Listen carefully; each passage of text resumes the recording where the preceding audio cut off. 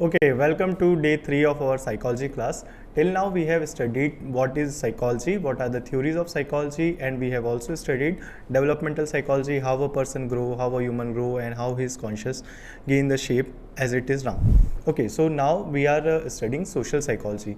As word like society, we are studying psychology of society, and we are studying how an individual act in front of society.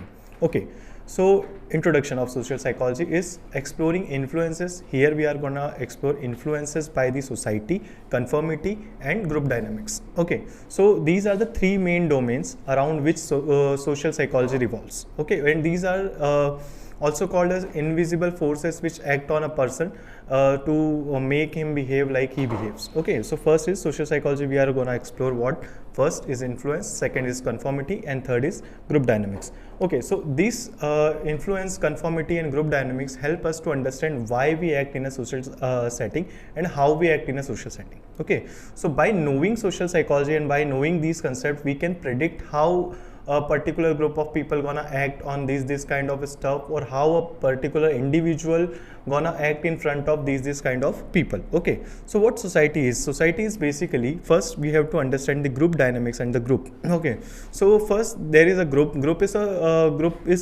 a collection of people where people are doing what, having same goal, similar goal. Okay, so this is groups, and collection of groups is known as society.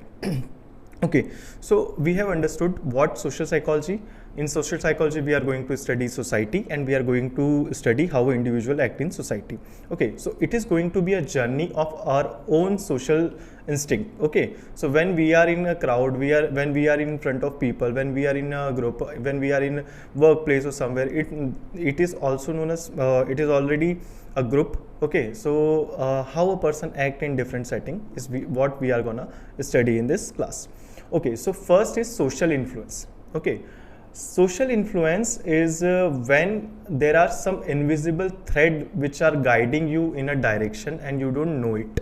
Okay, that is known as social influence. Okay, when you are influenced by a group of people or a society of people, bunch of people who believe in something, and by knowing them or by seeing them, you get influenced by them knowingly, unknowingly, and you start to following what they want you to do. Okay, so understanding why behind your action. Okay, why you are doing it, because there's social influence. There are most of reels, there are a lot of movies which are get famous after releasing. Okay, so why they are getting releasing? Why? Because everyone is talking about that, then you get influenced by it and you make a decision to watch it.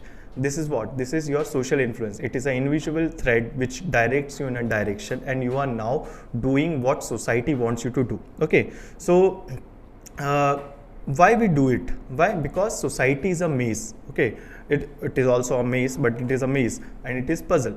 So what you want to be a perfect person. Okay, everyone want to be a perfect person. Everyone want to live a life which everyone admire, no one question about. Okay, so that is what a person goal is. Knowingly, unknowingly, we want to travel that maze, and we want to exit that maze. Okay, so to do that, we navigate through what? If you are in a fair, or if you are in a place where you don't know where to go, and if you see a bunch of people going to and rushing towards a exit or going somewhere, so you'll follow them. That is what that is why social influence get acted on a person. Why? Because we want to navigate through that mess. That is why we are doing it. Okay, so now we have to understand that there is power in persuasion. Okay, so the power of persuasion guides you toward a goal and guides you toward a decision making. This is why this is how a person act in a certain manner. So now you have understood what social influence is. If there is something everyone is talking about, what you have to just do it. You just have to look for another option. You have to need to explore another point of view. What psychology do is, okay, so every psychologist find another point of view and another perspective toward a situation. Okay, if a person is seeing problem as something, we try to provide him another point of view which is more beneficial and which is more healthy in sense. Okay, so by knowing that, we can being avoided, like we won't be puppets anymore. Okay, why? Because now we are following everything society wants us to do. That is why we are becoming puppets. Okay, so the trail of we can say like the trail of engineers, the trail of doctors, this is what, this is social influence. Why? Because everyone is doing it. That is why your father get influence, and then he want you to become engineer, or he want you to become doctor. This is what social influence is. Okay, so next, to understand it more, we let's study an experiment done by Solomon Asch. It is a conformity experiment. In this experiment, there is bunch of people in a room. Okay, so if I call you in a lab, and there are two lines, and I ask you which line is bigger one. Okay, so what you are doing is you understand that first line, you know your instinct now, you know which line is bigger. But what if everyone in that room start answering a wrong answer? Okay, they said this, no, this, if you believe that line A is bigger, but everyone is saying line B is bigger. Okay, so that is how you develop a thing that no, yeah, to confirm this group dynamic, I have to do what? I have to go with the group. So though you are convinced that line A is bigger, but because everyone is answering wrong, you will answer that line B is bigger. Okay, so a lot of people, there are exceptions where people understand, because now families have a wider dynamics. Okay, so now families are more concerned about people's mental health, person's personality, their child's personality. That is why now, and a lot of students are there who say, you know, I wouldn't go in a conformity experiment. But yeah, it is a confirmed experiment, and it is a scientific experiment done by Solomon Asch, where it is confirmed that if there are bunch of people who are answering, if like major person are answering about like they are saying this line is bigger, line B is bigger, then the one who is convinced that line A is bigger will also say line B is bigger. Okay, so why it happened? It happened because of two social influences. First is informational, and second is normative. Okay, so what is informational? Informational is quest for accuracy. You don't want to answer something wrong. Okay, and if first thing, you are not sure about answer, might be you are sure, but in a group when everyone is answering wrong, then you cannot be sure about that answer. Okay, so that is why, to be accurate and do not to fall in a ill way, you try to answer according to the group. So that is informational social influence. Another one is normative social influence, where if you are in a room where everyone is saying line B is bigger and you are saying line A is bigger, you will feel different. Okay, you will feel discriminated somewhere. Ki I am not part of the group, I am not involved in the group, and you can get a feeling like I am left out right now. Okay, so this is what by fear of rejection, that I don't get rejected by this group of any activity is going to, if there is any activity who is going to be part in this experiment, so I won't be part of it. Why? Because everyone is saying what? Everyone is saying line B is bigger, and I am the only one who is saying line A is bigger. So that is why you, out of fear of rejection, you try to say like line B is bigger, and you confirm with the groups. So what in real life, where we can see this example, fashion, the trend we are following, okay, baggy clothes, this Ghibli art and everything, this is related to what? This is related to our social influence. Why? Because everyone is liking it, everyone is posting it, everyone is wearing it.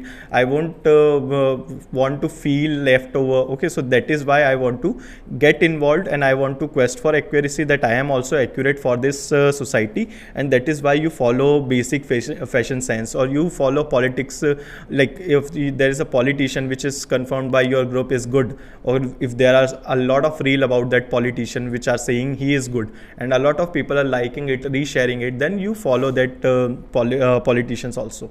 Okay, there are a lot of diets, like homemade diets, or and there are fasting, there are a lot of time of fasting and diets are there, so people start to follow that diets. Okay, so the vegan diet, everyone is following, a lot of people are following vegan diet. Why? Because a lot of people confirm that it is healthy and it is not causing any harm to any animal or anything. So that is why people try to follow particular type of diet.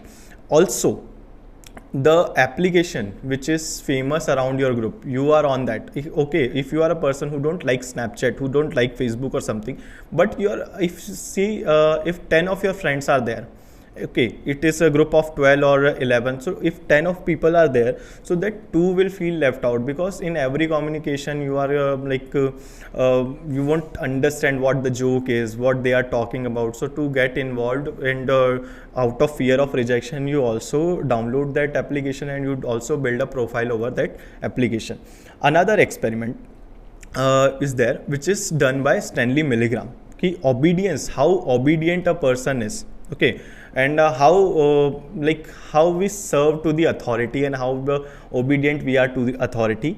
It is very controversial experiment, and it is experiment which is not completed, and Stanley Milligram abruptly stopped this, aborted this experiment. Why? Because in this experiment they make a jail, okay, a jail in a controlled setting, where Stanley Milligram was the jailer. Few people were the staff of jail, and few people were criminal. Okay, so they were asked to provide them punishment whenever someone or the criminal group is doing anything wrong. The staff group is going to punish them, okay, with electric rods or something. And if they scream, or if they do any disobedience, then they have more authority to do, to make them calm, and to punish them further. Okay, so this experiment, because there's power of authority, and this, people who are not actually criminal, but are asked to act like criminal, start believing they are criminal. Okay, they start believing that the staff group is is more powerful to them. Okay, and they start to obey them. Okay, and why this experiment is stopped? Because they're saying that Stanley Milligram said that I also start to believe that I am a jailer. Okay, so if in a setting, if people are acting, if someone is the jailer, someone is acting as staff, so if we are in a social setting, if we are in a workplace, there is a hierarchy of people, so we follow instruction from the higher authority. And if we can say, if your higher authority is not that knowledgeable, and if your partner is more knowledgeable than your higher authority, but will you follow your partner's advice? No, you will follow what higher authority wants you to say. Okay, so that is why a lot of people get frustrated when they are more knowledgeable, then they know how to do stuff, but the higher authority want them to do something else. Okay, so that's where job dissatisfaction comes. Okay, and that's where frustration of doing something and some job is come. Okay, that's where a rebellious nature is come, because no one is supporting it.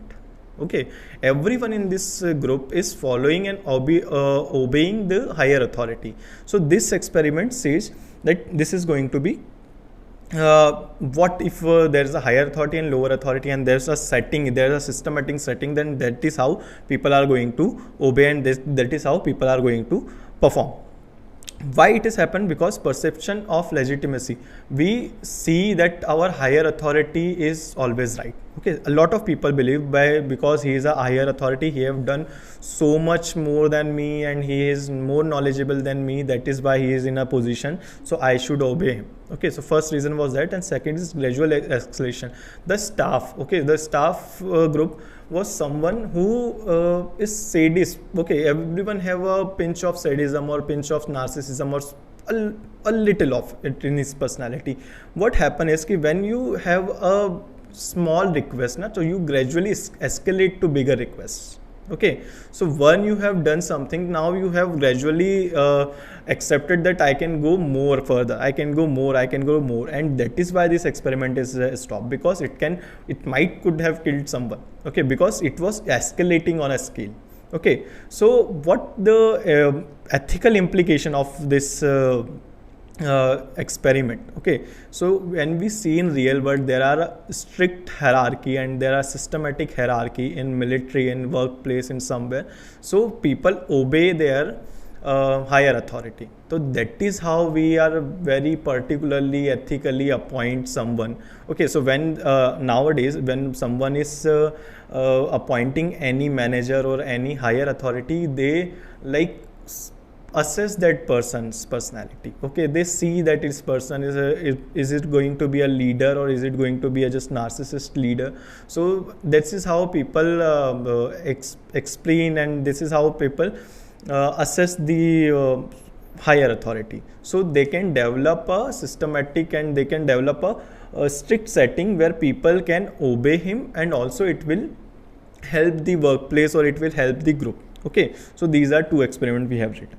Now let's study what is group dynamic and decision making, how decision making affected in group dynamics. Okay, so group dynamics is how a person and a group act. So first thing is in group dynamics is group polarization. Okay, remember when there is a meeting in your family where every relative is come, like your close ones, like your uncle, maternal uncle or somewhere. So the decision making is very loud. They are what they are discussing is very loud. Why? Because they are group of people like same kind of thinking pattern they have, same kind of culture they have. So when they are asking, then they are deciding for their culture. When they are deciding for their family, so they are very loud while discussing it. Okay, so this is how decision making is getting affected in group dynamics, because everyone is very loud, everyone is saying it. So now someone is like, no, if you are not confident for something, but the discussion is so loud that you are okay, I'll do it. So that is how like people are in family. The marriages, when we say the marriages, a person is spending a lot. Why? Because in a group polarization, when there was a discussion, everyone was escalated, no, this should be there, okay, we should spend this much, we should spend this much. So now that person is like, okay, I'll spend this much. Why? Because of the group polarization. Group thinking is what? When same kind of people, okay, similar thinking of people, and deciding on similar kind of stuff, okay, same stuff. So now in group thinking there can be decision making, like there can be conflicts. Okay, why? Because they are same kind of thinking of people, the same kind of, like everyone is can be a leader by nature, and if the leaders are discussing it, so it is not going to be very loud. Why? Because they have similar kind of thinking pattern, and they are discussing same task. But when group thinks, like everyone confirms, like yeah, it is okay. Why? And no one is going to no one going to say anything negative about it. Why? Because again, social influence acting in group thinking. Okay, so now third is social loafing. Okay, so there are 10 people assigned a task. Okay, two people see that the 8 other person are doing well in that task. They are like and out of their 8, 3 are very, very extreme workaholics who are doing like day and night working the task. So now that person believe that yeah, the other person will do it, or some other person say that other person do it. So they are shifting their responsibility on one and another, and that is how social loafing come in existence, where a person, because of he is part of group, he think everyone is working and the other one will work. He get loathed by it. He get a little bit lazy, and he just procrastinate or just leave that task. Okay, so that is what social loafing is. And then I will also, we can say, de-individuation is a devil. Why? Because crowd don't have a face. Okay, this is the statement which I want to give. This is de-individualization. Okay, when you are in a crowd, I told you na, if some people are following a road, okay, and you are clueless what to do, so you will follow that road. Similarly, if people are doing some disasters, okay, if they are hurting the environment, if they are hurting the other group, if they are having a right in their society or anywhere, so what we identify with the group, and we try to do more devastating things. Okay, and some personality of our disaster personality get in action, and we do stuffs like breaking things and stuff. Okay, what we see in riots. This is what happened. Okay, de-individuation. If you ask someone, if you just take a person out of that crowd and ask why are you doing it, what are you doing it, so that person is like, like, I don't know why I'm doing this, but everyone is doing it. It is not right. It is wrong. Why it is wrong? It is just wrong. Okay, they don't have a logical explanation to that. Why? Because they are a part of de-individuation.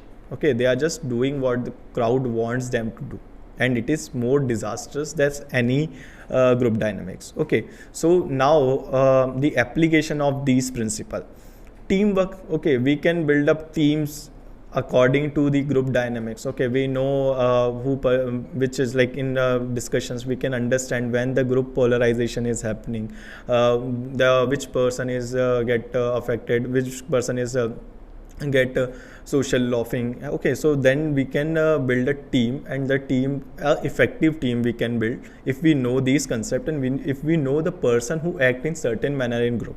Okay, conflict resolution can be very good. Why? Because we understand these principles. So now we can approach individually, and now we can approach in group. Okay, so we can resolve the conflict. Third thing is, if you know these concepts, okay, if you understand the mentality of crowd, the mentality of population, the mentality of group, you can be a good leader. Okay, so that is how these are the application of group dynamics. Now, social identity and intergroup relation. Okay, so now we have understood that there is group of people who is directed toward a goal.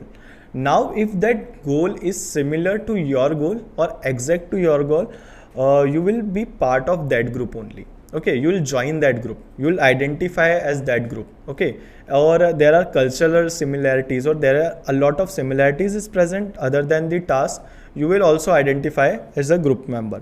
Okay, so social identity theory is that we identify ourselves as a part of group. Why? Because there are similarities between us and the member of that group.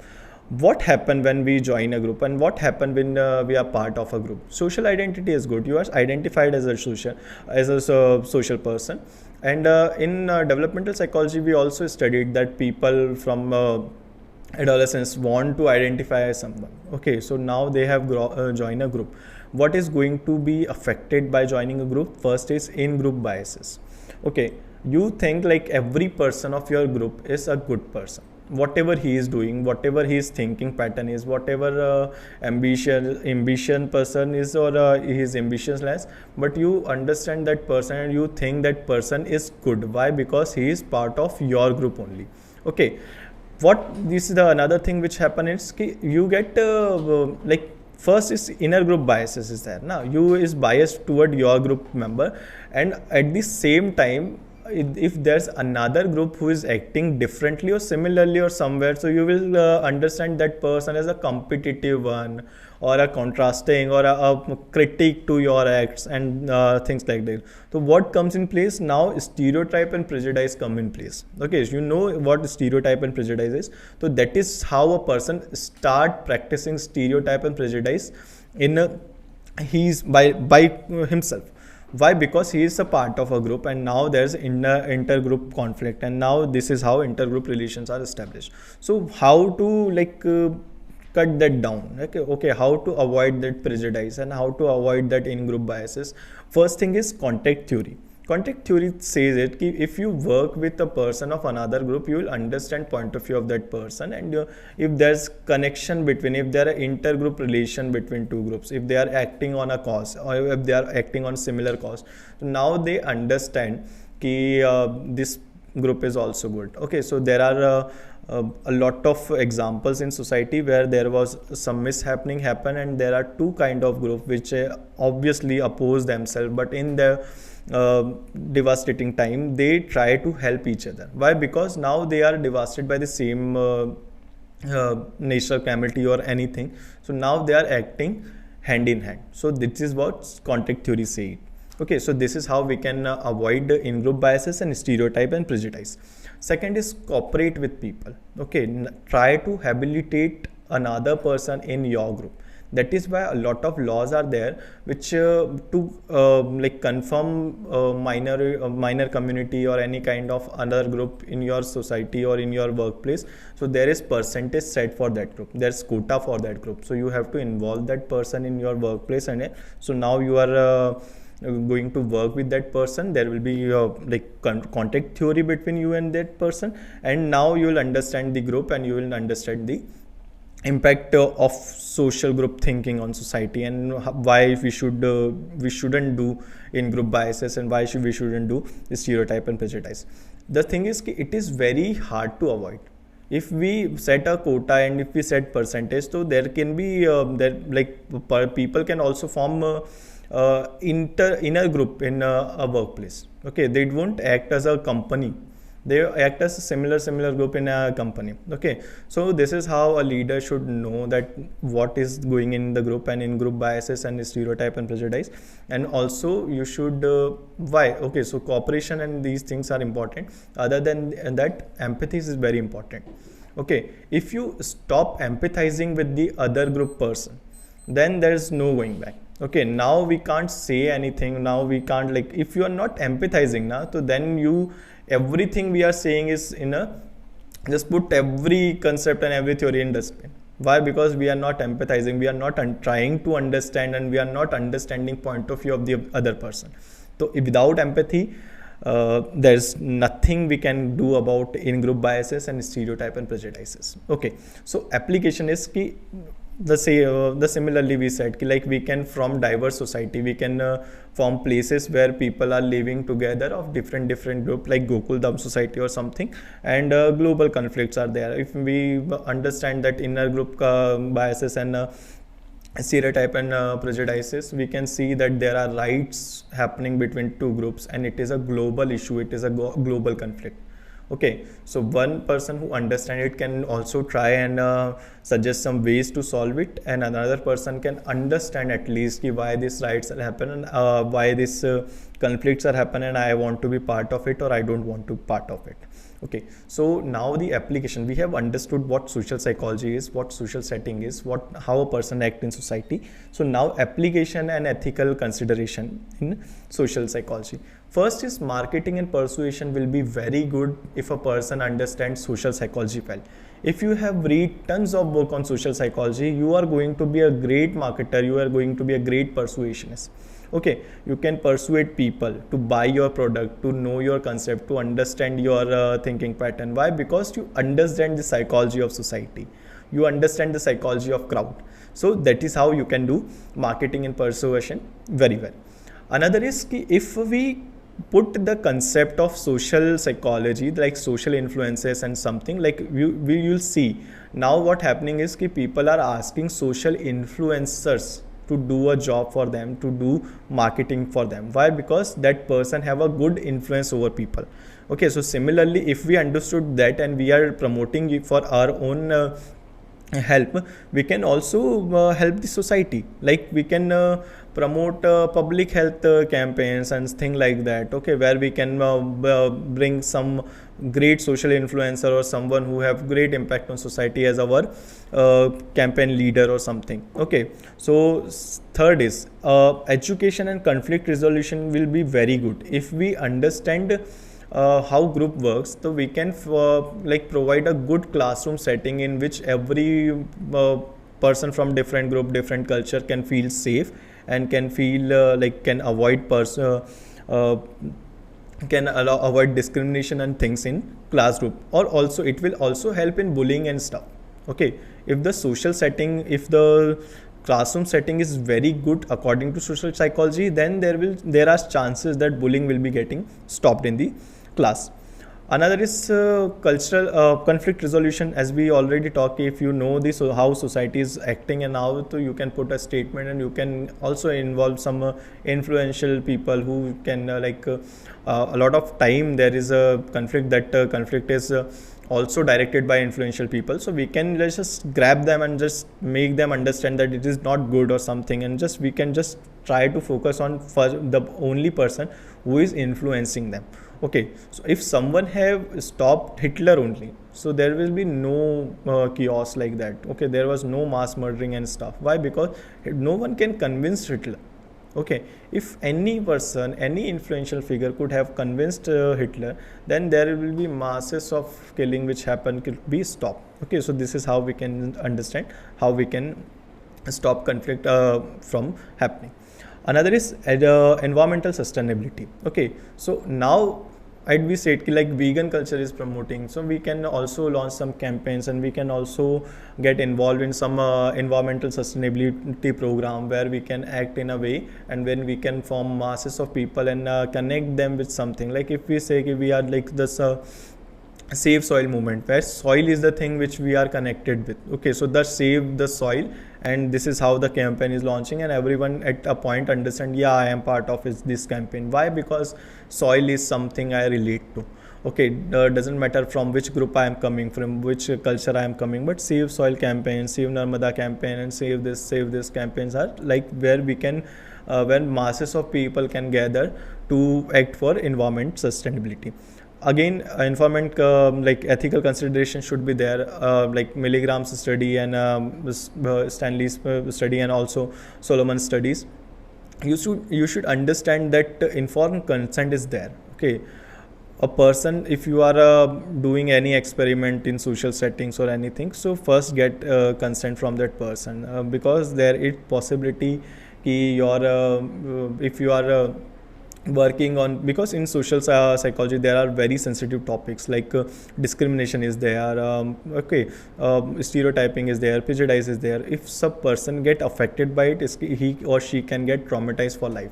Okay, so that is why informed consent should be there, where you are going to explain how long is this experiment gonna take, how, which are the extreme domain this experiment could go. Okay, debrief that person about whole experiment. Okay, minimize harm in that experiment. Like in Milligram study we have said that they are allowed to punish, the staff group is allowed to punish the criminal group. Okay, so which is not which could be avoided. If they could have avoided this harm, or if they can switch it to some token economy system, or some more less harmless like to a harmless situation, then that experiment could go in a good direction. Okay, so now by closing this statement, I want to like recommend some movie which you can watch. Zootopia is there, Mean Girls is there. Okay, Remember the Titans is there. A lot of movies are there where we can see there are social setting and people are acting in social setting. Okay, so how and every movie which you are seeing where there is crowd, and where there is people doing following a leader or something, then you will understand the nature of society, and you will understand how a person acts in society. So I guess now we are done with the content related to social psychology. We now understand how society works, and now we understand how we work in front of people, in front of society. So that's all from my side. Now we'll meet in the next video. Thank you.